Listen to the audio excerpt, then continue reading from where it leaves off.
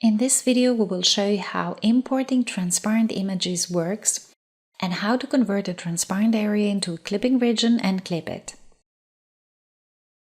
Whenever an image is imported and converted into any bitmap fill type, cross-stitch, photo-stitch, PaintStitch, or sketch, by default it is automatically framed into a rectangular area.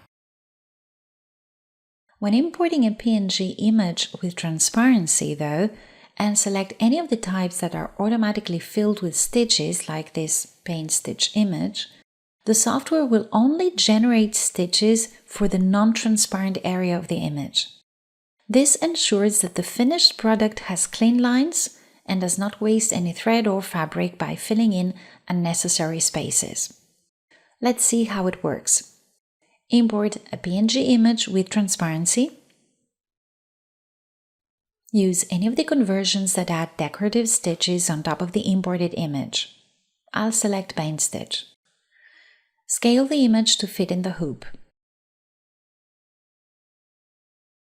As you can see, the decorative stitches were generated only on the non-transparent area of the image.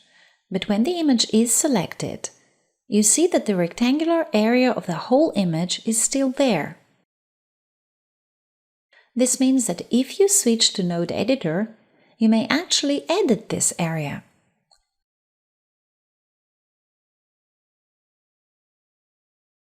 So, what if you want to remove this empty area and just keep the image shape?